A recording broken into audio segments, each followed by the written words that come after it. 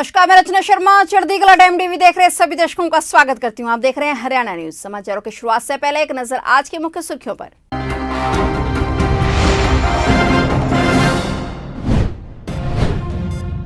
हरियाणा में 1 साल के लिए बड़ा गुटखा और पान मसाला पर बैन, बिक्री या निर्माण करने पर होगी जेल।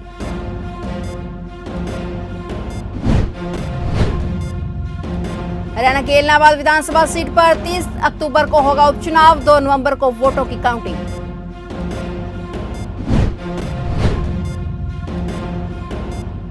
हरियाणा के 2 जिलों में डेंगू का बड़ा प्रकोप, बड़े स्तर पर जांच जारी।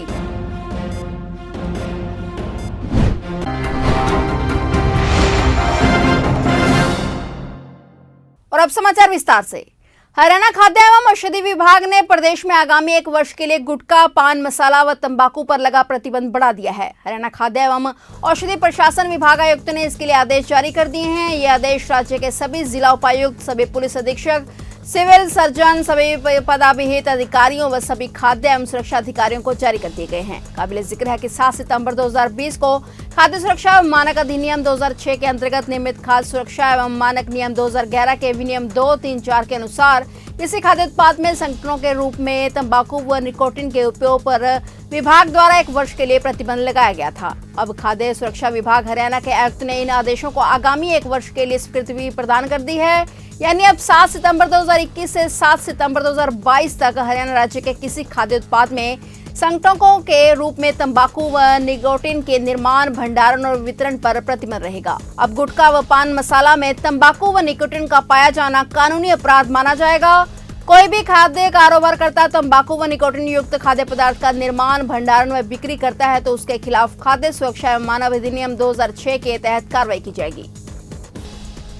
हरियाणा की इलाहाबाद विधानसभा सीट पर 30 अक्टूबर को उपचुनाव होगा और चुनाव आयोग ने उपचुनाव की तारीख को भी तय कर दिया है। 30 अक्टूबर को हिमाचल की 1 लोकसभा और 3 विधानसभा के लिए उपचुनाव होगा। वहीं हरियाणा की इलाहाबाद विधानसभा सीट पर भी उपचुनाव होगा। 8 अक्टूबर को नॉमिनेशन, 11 अक्टूबर को स्क्रूटनी, 13 अक्टूबर को नाम वापिस और 30 अक्टूबर को चुनाव होगा। 2 नवंबर को वोटों की काउंटिंग होगी। बता दें कि नेलो के प्रधान महासचिव अभय सिंह चौटाला ने 3 कृषि कानूनों के विरोध में इलाहाबाद विधानसभा सीट से इस्तीफा दिया था, जिसके बाद से यह सीट खाली चल रही है। अभय चौटाला ने जनवरी माह के अंतिम सप्ताह में विधानसभा की सदस्यता छोड़ी थी। नियम अनुसार 6 माह के भीतर उपचुनाव कराया जाना अनिवार्य है, लेकिन तब कोरोना की दूसरी लहर ने उपचुनाव में अड़ंगा डाल दिया था और इलाहाबाद सीट पर उपचुनाव इंडियन नेशनल लोकदल के इकलौते विधायक अभय सिंह चौटाला में किसान के समर्थन में जनवरी में दिए इस्तीफे से खाली हुई सीट की भरपाई के लिए होगा। और जहां अभय सिंह चौटाला फिर से एक बार चुनावी मैदान में ताल ठोकते दिख सकते हैं, वहीं इस बार उनका सामना अपने भतीजे दिग्विजय सिंह चौटाला से हो सकता है। दिग्विजय हरियाणा के मौजूदा उप मुख्यमंत्री दुष्यंत चौटाला के छोटे भाई हैं और अभय सिंह के बड़े भाई अजय सिंह चौटाला के छोटे बेटे हैं। हरियाणा के गृह मंत्री अनिल विज को मंगलवार को सांस लेने में तकलीफ के कारण एम्स में भर्ती कराया गया है। बताया जा रहा है कि उनको मंगलवार की सुबह अचानक से सांस लेने में तकलीफ की शिकायत हुई। हालांकि सूत्रों के अनुसार बताया जा रहा है कि वे रूटीन चेकअप के लिए अस्पताल लाए गए हैं। वहीं एम्स पहुंचने पर वहां संस्थान के निदेशक डॉक्टर रणदीप गुलेरिया के नेतृत्व में इलाज चल रहा है। फिलहाल उन्हें वहाँ प्राइवेट वार्ड में ही भर्ती कराया गया है। डॉक्टरों के अनुसार अभी उनकी हालत स्थिर बनी हुई है। बता दें कि इससे पहले भी अनिल विज को सांस लेने में तकलीफ के चलते चंडीगढ़ पीजीआई में भर्ती कराया गया था। उस समय भी उनका ऑक्सीजन लेवल काफी गिर गया था, जिसकी वजह से उन्होंने हरियाणा विधानसभा का मॉनसून सत्र भी अटेंड नहीं किया था। प्रदेश के किसानों के हित में बाजरे की उपज भी अब भावांतर भरपाई योजना में शामिल हो गई है। यह योजना लागू करने वाला हरियाणा देश का पहला राज्य बन गया है। मुख्यमंत्री मनोहर लाल ने इसकी घोषणा करते हुए कहा कि बाजरे के औसत बाजार भाव और एमएसपी के अंतर को देखते हुए 600 रुपए प्रति क्विंटल भावांतर दिया जाएगा। सीएम ने कहा कि मेरी फसल मेरा ब्यौरा पोर्टल पर पंजीकृत सत्यापित किसानों को ही भावांतर का लाभ मिलेगा। साथ ही सीएम ने कहा कि उन्होंने हरियाणा प्रदेश के किसानों का ही बाजरा खरीदने के लिए हर संभव प्रयास किए हैं। उपज भाव को मेंटेन करने के लिए बाजार भाव पर 25% उपज सरकारी एजेंसी खरीदेगी। मुख्यमंत्री मनोहर लाल ने यह भी कहा कि खरीफ फसलों में बाजरे के अतिरिक्त मूंग, मक्का और धान की खरीद 1 अक्टूबर से शुरू करने जा रहे हैं। मूंगफली की खरीद 1 नवंबर से शुरू होगी। मैं अपने हरियाणा प्रदेश के किसान भाइयों को सूचना दे रहा हूं कि जैसे अभी खरीफ की फसल, इसकी खरीद 1 अक्टूबर से शुरू होने जा रही है और इस बार मुख्य रूप से जो फसलें खरीदी जाएंगी उसमें बाजरा और धान ये दो मुख्य फसलें हैं। बाजरा की खरीद हमने पिछले वर्ष हर एक किसान की खरीदने का एक प्रयत्न हमारा रहा है, लेकिन ध्यान में यह आया है कि बहुत से ऐसे राजस्थान के लोग बाजरा की अपनी खरीद हरियाणा में आके करा जाते हैं। कहीं कहीं स्मगलिंग और अधिक होने के कारण से उसके ऊपर काबू नहीं रहा। इस बार हमने ये तय किया है कि हम अपने इस खरीद के माध्यम से जो लाभ है वो केवल हरियाणा के किसानों को ही देंगे। जिन किसानों ने अपने आप को मेरी फसल मेरा ब्यौरा इसके अंदर रजिस्टर करा लिया है, ऐसे लगभग 2,71,000 किसान हैं और उनकी जो ज़मीन है बाजरा की वो 8,65,000 एकड़ ये सत्यापित हुई है। ऐसे सब किसानों को हम भावांतर भरपाई के नाते से एक फ़िक्स अमाउंट जो 600 रुपया प्रति क्विंटल होगी, उनकी जो उपज है वहाँ की औसत उपज के हिसाब से गिनी जाएगी और ये राशि ऐसे सब किसानों को 7 अक्टूबर के आसपास भेज दी जाएगी। इस प्रकार से ये लाभ केवल हरियाणा के किसानों को मिलेगा। इसके अतिरिक्त इसका लाभ और कोई नहीं उठा पाएंगे। अभी भी आज के जो रेट हमें जानकारी मिली है लगभग 1,650 रुपये के आसपास ये रेट सब चल रहे हैं। तो ऐसा करने से किसान को किसी प्रकार की हानि भी नहीं होगी और हम लोग अपनी जो परचेज़ है बाज़ार में भाव को मेंटेन करने के लिए 2 एजेंसियां हमारी हरियाणा सरकार की होंगी, उसके माध्यम से 25% बाजरे की उपज ये स्वयं खरीदेंगे ताकि भाव न गिरे। धान और बाजरा के अलावा खरीफ की जो अन्य फसलें हैं, मूंग है, मक्का है, अरहर है, मूंगफली है, आदि फसलें भी यथा समय इनकी एमएसपी के ऊपर खरीद की जाएगी। बाजरा का विकल्प अगर तिलहन और दलहन जिन किसानों ने बोई है और अपनी कुल बाजरे की खेती उन्होंने पहले से कम की है, तो ऐसे सब किसानों को इस समय 4,000 रुपया प्रति एकड़ ये भी अलग से दिया जा रहा है। किसान भाइयों, चाहे वो फसल खरीदने की बात हो, चाहे उनके नुकसान की भरपाई करने की बात हो, इस बार जैसे वर्षा अधिक होने से जिन किसानों की फसल खराब हुई है उसके लिए विशेष गिरदावरी भी चल रही है। इस गिरदावरी के बाद ऐसे सब किसानों को कंपनी द्वारा बीमा अथवा सरकार के द्वारा मुआवजा दिया जाएगा। इससे किसान निश्चिंत रहें और आगे भी हमेशा किसान के हित में हरियाणा सरकार देश में सब प्रदेशों में आगे खड़ी रहेगी, ये मैं आपको आश्वासन दिलाता हूँ। हरियाणा के 2 जिलों रेवाड़ी व महेंद्रगढ़ में डेंगू का फैलाव शुरू हो चुका है। दोनों जिलों में अभी तक डेंगू के 57 केस सामने आ चुके हैं। तेजी के साथ बढ़ते डेंगू और मरीजों की संख्या को लेकर दोनों ही जिलों में बड़े स्तर पर जांच के अलावा फॉगिंग का भी कार्य चल रहा है। वहीं दूसरी ओर कुछ निजी अस्पतालों में डेंगू के संदिग्ध मरीजों की संख्या काफी ज्यादा है। डेंगू के अलावा इस सीजन में मलेरिया के केस भी बढ़े हुए हैं। तकरीबन घरों में लोग वायरल से ग्रस्त हैं। मौसम में हुए बदलाव के बाद बुखार, खांसी, जुकाम सामान्य बीमारी बनकर उभरे हैं। इनमें काफी लोग डेंगू व मलेरिया से भी ग्रस्त हैं। रेवाड़ी में बड़े स्तर पर उन जगहों की जांच की जा रही है जहां पर डेंगू मच्छर पनप रहे हैं। डेंगू का लार्वा पाए जाने पर बहुत से लोगों को नोटिस भी दिया गया है। लगातार बढ़ रहे डेंगू व मलेरिया के केस से स्वास्थ्य विभाग भी चिंतित है। 2 दिन पहले ही डीसी जितेंद्र सिंह डेंगू को लेकर स्वास्थ्य विभाग की बैठक ले चुके हैं, जिसमें डेंगू मच्छर पनपने वाली साइट की जांच करने के अलावा इलाज से संबंधित आदेश भी दिए जा चुके हैं। आज मंगलवार 28 सितंबर को पेट्रोल और डीजल के दाम में बढ़ोतरी दर्ज की गई है। सरकारी तेल कंपनियों ने करीब 22 दिन बाद आज पेट्रोल की कीमतें बढ़ाई हैं। वहीं लगातार चौथे दिन डीजल की कीमतों में बढ़ोतरी की गई है। आज राजधानी दिल्ली में पेट्रोल की कीमतें 20 पैसे बढ़ाई गई हैं। वहीं डीजल आज 25 पैसे महंगा हुआ है। देश भर में बीते 4 दिन में डीजल के दाम में 4 बार बढ़ोतरी की गई है। भारतीय तेल कंपनियों ने हाल ही में 24 सितंबर को 20 पैसे जबकि 26 सितंबर को 25 पैसे प्रति लीटर की बढ़ोतरी की थी। वहीं आज लगातार तीसरे दिन यानी 28 सितंबर को फिर भाव में 25 पैसे प्रति लीटर का इजाफा हुआ है। बता दें कि पेट्रोल की कीमतें पिछले 22 दिनों से स्थिर थी और आज पेट्रोल के दाम फिर बढ़ गए हैं और इसी कड़ी में हरियाणा में भी पेट्रोल और डीजल के दाम बढ़ गए हैं। अब हरियाणा में पेट्रोल 98 रुपए 55 पैसे प्रति लीटर पर बिक रहा है, वहीं डीजल का दाम बढ़कर 99 रुपए 73 पैसे प्रति लीटर हो गया है। स्वतंत्रता की 75वीं वर्षगांठ मनाते हुए आजादी का अमृत महोत्सव के तहत 2 सितंबर को चंडीगढ़ में मुख्यमंत्री मनोहर लाल ने हरियाणा के विकास यात्रा की शुरुआत की थी। मारा हरियाणा के नाम से शुरू की गई इस विकास यात्रा में प्रदेश के प्रत्येक जिले में 3 दिवसीय प्रदर्शनी का आयोजन किया जा रहा है। सीएम सिटी करनाल में भी आज से शुरू होने वाली प्रदर्शनी का शुभारंभ जिला उपायुक्त निशांत कुमार यादव द्वारा किया गया। शहर के मंगलसेन ऑडिटोरियम में यह प्रदर्शनी 28 सितंबर से 30 सितंबर तक होगी, जिसमें भारत के स्वतंत्रता संग्राम में हरियाणा के योगदान की कहानी को अभिलेखों व तस्वीरों की जुबानी लोगों के सामने रखा जाएगा। इसी के साथ हरियाणा में 1966 से 2021 तक हुए विकास कार्यों की जानकारी भी प्रदर्शनी के द्वारा दी गई। करनाल जिला उपायुक्त निशांत कुमार यादव ने कहा कि प्रदेश के द्वारा जिले के युवाओं को स्वतंत्रता संग्राम में हरियाणा के योगदान की जानकारी मिलेगी और इसी के साथ हरियाणा के गठन से लेकर वर्तमान समय तक हरियाणा में क्या क्या विकास किए गए, इसे लेकर भी प्रदर्शनी के माध्यम से युवाओं को पता लग पाएगा। आज़ादी का 75वीं वर्षगांठ हम इस साल मना रहे हैं और उस उपलक्ष्य में आज़ादी का अमृत महोत्सव नाम से एक कार्यक्रम देश भर में आयोजित हो रहा है। उसी उपलक्ष्य में हरियाणा सरकार के पब्लिक रिलेशंस डिपार्टमेंट ने एक ये प्रदर्शनी तैयार की है।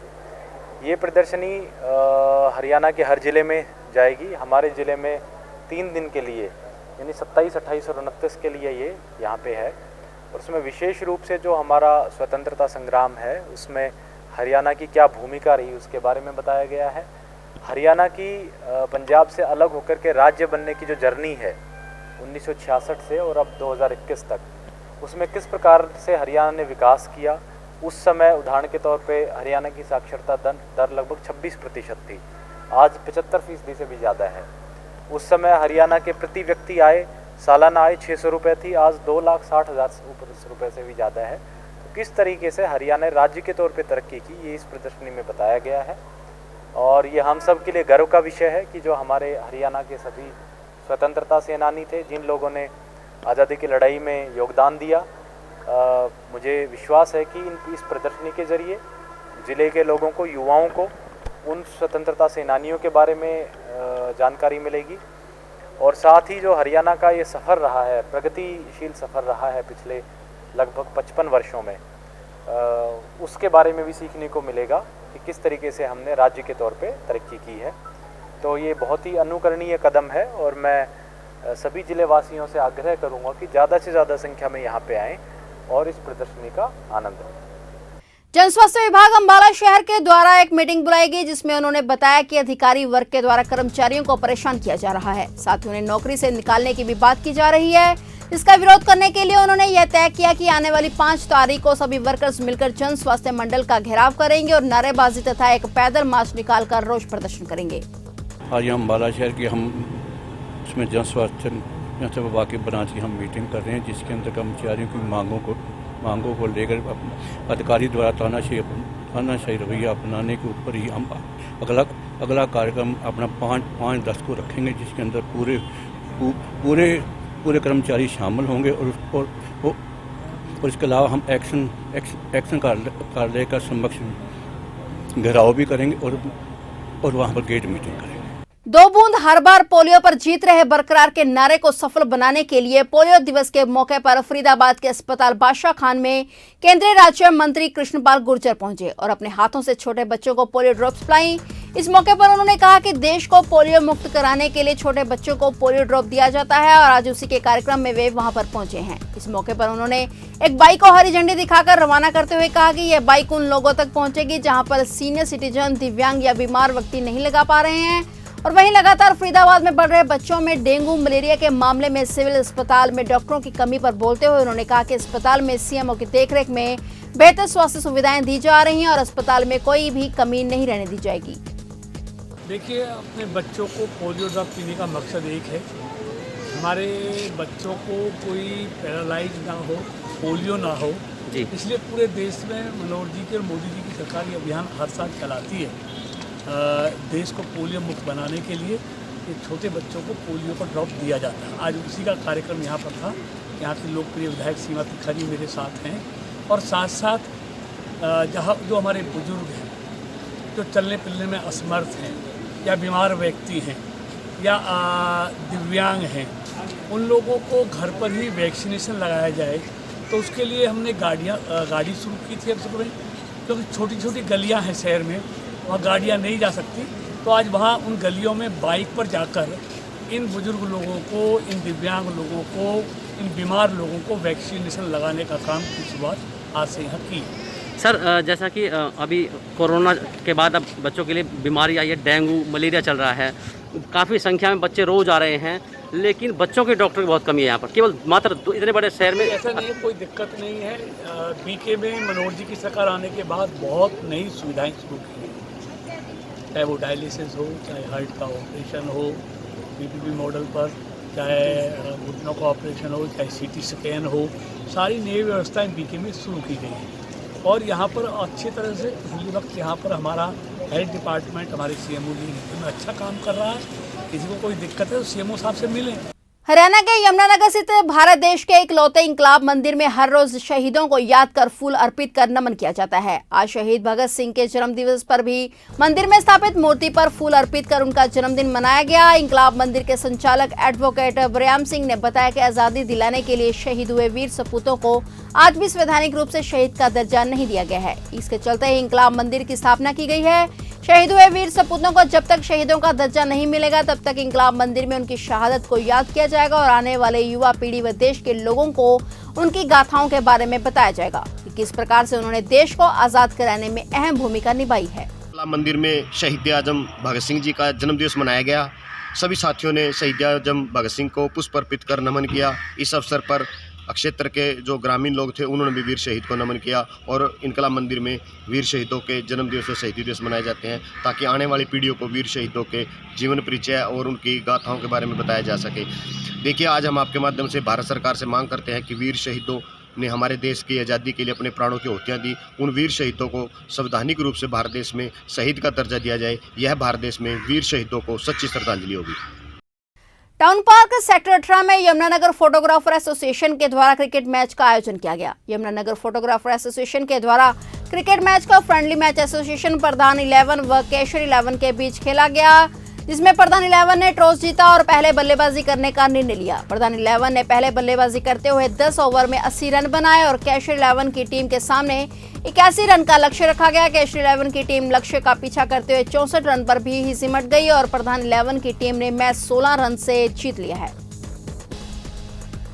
यमुनानगर फरकपुर पुलिस थाना क्षेत्र की एक कॉलोनी में रह रहे सागर उर्फ साजन नाम के एक व्यक्ति ने अज्ञात कारणों के चलते फांसी लगाकर अपनी जीवन लीला समाप्त कर ली है। प्राप्त जानकारी के अनुसार मृतक की आयु 27 वर्ष बताई जा रही है, जो कि मेहनत मजदूरी का कार्य करता था। साथ में ही काम करने वाले एक व्यक्ति ने बताया कि हर रोज की तरह सुबह 9 बजे जब वह सागर को काम पर ले जाने के लिए आया था, उसके घर के अंदर से कुंडी बंद थी और अंदर पंखा चल रहा था और पीछे से खिड़की से अंदर देखने पर पाया कि सागर रस्सी पर लटका हुआ था। इसके बाद तुरंत पुलिस को सूचित किया गया।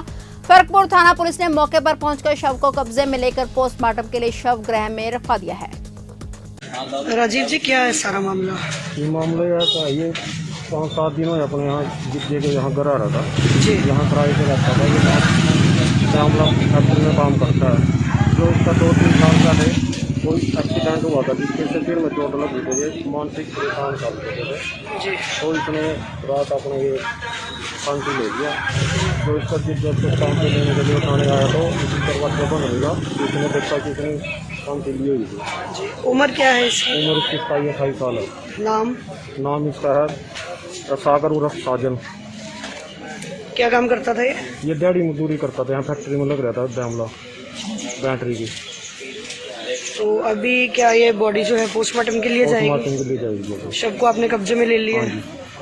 तो परिजन मौजूद हैं यहाँ मौके पर? हाँ, परिजन इसका दिख गया, 2 दिख गया, इसकी बहन है, दोनों मौके पर यही है।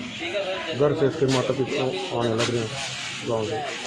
All India civil services athletic championship 2021 में आज सीएम सिटी करनाल में 3 दिवसीय एथलेटिक चैंपियनशिप की शुरुआत की गई। 30 सितंबर तक चलने वाली इस चैंपियनशिप में तकरीबन 57 इवेंट्स में देश भर में 700 खिलाड़ी हिस्सा लेंगे। चैंपियनशिप के पहले दिन करनाल जिला उपायुक्त निशांत कुमार यादव के सामने खेलों की शुरुआत की गई। बता दें कि All India civil Services Championship हर साल आयोजित की जाने वाली एक ऐसी खेल प्रतियोगिता है जिसमें देश भर से सरकारी नौकरी कर रहे खिलाड़ी हिस्सा लेते हैं। चैंपियनशिप में देश के अलग अलग राज्यों में खेल आयोजित किए जाते हैं और इस साल हरियाणा को भी 4 खेलों की मेजबानी करने का अवसर मिला है। इसमें करनाल में एथलेटिक्स, कुरुक्षेत्र में वॉलीबॉल और हॉकी और इसी के साथ भिवानी में कबड्डी का आयोजन किया जाएगा। डीसी निशांत कुमार यादव ने कहा है कि इन खेलों का आयोजन करवाना करनाल के लिए गर्व की बात है। इसी के साथ उन्होंने खिलाड़ियों को खेल भावना के साथ